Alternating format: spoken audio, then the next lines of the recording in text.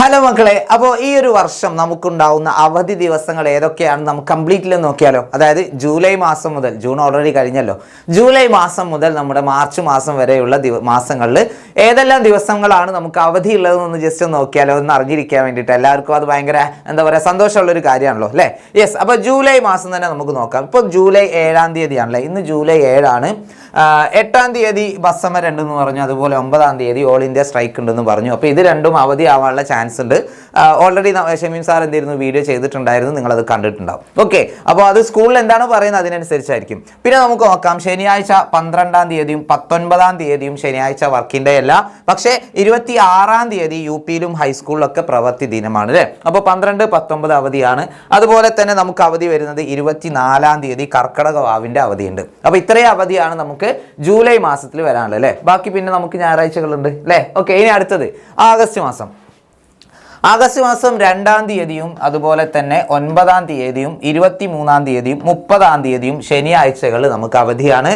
അതുകൂടാതെ നമുക്ക് 28-ാം തീയതി അയ്യങ്കാളി ജയന്തി ഉണ്ട് അല്ലേ. പിന്നെ നമുക്കറിയാം ആഗസ്റ്റിലാണ് ഓണപരീക്ഷ നടക്കുന്നത് അല്ലേ. ഓണപരീക്ഷ നടക്കുന്നത് എത്രാം തീയതി മുതലാണ്? യെസ്, 20-ാം തീയതി മുതൽ 27-ാം തീയതി വരെയാണ് അല്ലേ. 20 മുതൽ 27 വരെ നമുക്ക് ഓണപരീക്ഷയാണ്.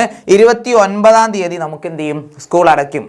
ഓണത്തിനുള്ള അവധിയായിട്ട് സ്കൂൾ അടക്കും. അപ്പോൾ 30-ാം തീയതി മുതൽ 31-ാം തീയതിയും അതുപോലെ തന്നെ നെക്സ്റ്റ് മന്തിൽ സെപ്റ്റംബറിൽ 1, 2, 3, 4, 5, 6, 7-ാം തീയതി വരെ നമുക്ക് അവധിയായിരിക്കും. ഓക്കെ, അത് കഴിഞ്ഞ് 8-ാം തീയതി എന്ത് ചെയ്യും? നമുക്ക് സ്കൂൾ തുറക്കും. ഓണാവധിക്ക് ശേഷം 8-ാം തീയതി സ്കൂൾ തുറക്കും.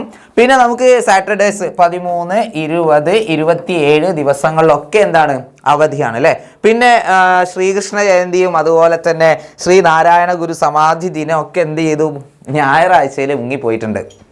ഓക്കെ, ആ അവധിയൊന്നും നമുക്കിപ്രാവശ്യം കിട്ടൂല അല്ലേ. ഞായറാഴ്ചയിൽ എന്ത് ചെയ്തിട്ടുണ്ട്? ആ അവധി മുങ്ങിപ്പോയിട്ടുണ്ട്. ഇനി നമുക്ക് സെപ്റ്റംബർ കഴിഞ്ഞാൽ ഒക്ടോബർ മാസം മഹാനവമിയും അതുപോലെ ഗാന്ധി ജയന്തിയും 1ഉം 2ഉം ദിവസങ്ങളിൽ നമുക്ക് ഒക്ടോബർ 1ഉം 2ഉം നമുക്ക് ഹോളിഡേ ആണ്. പക്ഷേ 4-ാം തീയതി സാറ്റർഡേ വർക്കിംഗ് ഡേ ആണ് കേട്ടോ. ഓക്കെ, അത് കഴിഞ്ഞാൽ പിന്നെ സാറ്റർഡേസിൽ 11-ാം തീയതിയും 18-ാം തീയതിയുമാണ് നമുക്ക് ലീവ് ഉള്ളത്. 25-ാം തീയതി വർക്കിംഗ് ഡേ ആണ്. Okay, yes. പിന്നെ 20-ാം തീയതി ദീപാവലി. ഓക്കെ, ദീപാവലിയാണ്. അപ്പോൾ ഒക്ടോബറിലെ ലീവ് ഇപ്രകാരമാണ്. നമുക്ക് നെക്സ്റ്റ് മന്തിലേക്ക് പോകാം. യെസ്, നെക്സ്റ്റ് മന്ത് എന്ന് പറയുമ്പോൾ നവംബർ അല്ലേ. നവംബറിൽ ശനിയാഴ്ച, കംപ്ലീറ്റ് ശനിയാഴ്ച നമുക്ക് ഹോളിഡേ ആണ്. 1, 8, 15, 22, 29 ദിവസങ്ങളൊക്കെ നമുക്ക് ഹോളിഡേ ആണ്. വേറെ അവധി ദിവസങ്ങളൊന്നും തന്നെ ഇല്ല. ഓക്കെ, പിന്നെ ഡിസംബർ മാസമാണ് ക്രിസ്മസ് പരീക്ഷ ഉള്ളത്. 6, 13, 20, 27 ദിവസങ്ങൾ ശനിയാഴ്ച ദിവസങ്ങൾ അവധിയാണ്. നമുക്ക് പരീക്ഷ തുടങ്ങുന്നത് 11-ാം തീയതിയാണ്. 2ാം പാദവാർഷിക പരീക്ഷ ആരംഭം 11-ാം തീയതിയാണ്. 11-ാം തീയതി മുതൽ 19-ാം തീയതി വരെ നമുക്ക് എക്സാം ഉണ്ടാവും. 19-ാം തീയതി സ്കൂള് അടയ്ക്കും അല്ലേ. പിന്നെ നമുക്ക് 21, 22, 23, 24, 25, 26, 27, 28 വരെ എന്താണ്? അവധിയാണ്, ക്രിസ്മസിൻ്റെ അവധിയാണ്. 29-ാം തീയതി എന്ത് ചെയ്യും? നമുക്ക് സ്കൂൾ തുറക്കും. ഓക്കെ, ഇങ്ങനെയാണ് ഡിസംബർ മാസത്തിലെ അവധി. ഇനി ജനുവരിയിൽ പ്രത്യേകിച്ച് അവധിയൊന്നുമില്ല. നമുക്ക് 2-ാം തീയതി മന്നം ജയന്തി ഉണ്ട്. അതുപോലെ ശനിയാഴ്ച ആയ 10-ാം തീയതിയും 17-ാം തീയതിയും 24-ാം തീയതിയും ഹോളിഡേ ആണ്. 3-ാം തീയതിയും 31-ാം തീയതിയും വർക്കിംഗ് ആണ് അല്ലേ.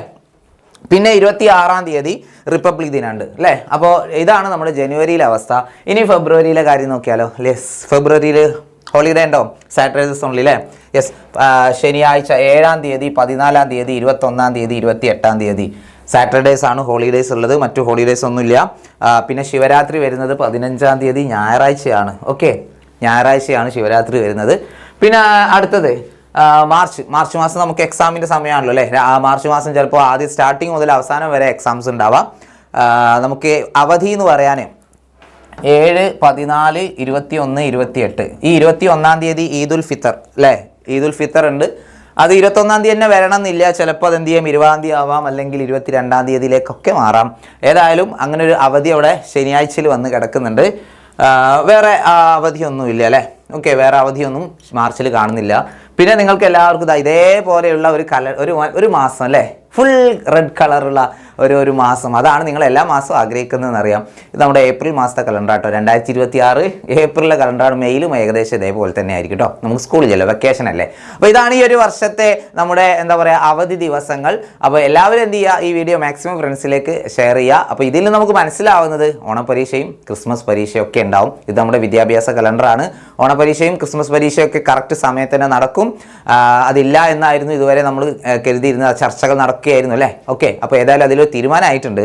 ഓണപരീക്ഷയും ക്രിസ്മസ് പരീക്ഷയൊക്കെ ഉണ്ടാവും. അപ്പോൾ എല്ലാവരും എന്ത് ചെയ്യുക, നമ്മുടെ ബാച്ചിലൊക്കെ ജോയിൻ ചെയ്യുക. താഴെ കാണുന്ന നമ്പറിൽ കോൺടാക്ട് ചെയ്യുക. അടിപൊളിയായിട്ട് നമുക്ക് എന്ത് ചെയ്യാം, ഓരോ പരീക്ഷയും ഫുൾ മാർക്ക് തന്നെ സെറ്റാക്കാം. അപ്പോൾ വീണ്ടും കാണുന്നവരെ ടാറ്റ, ബൈ ബൈ.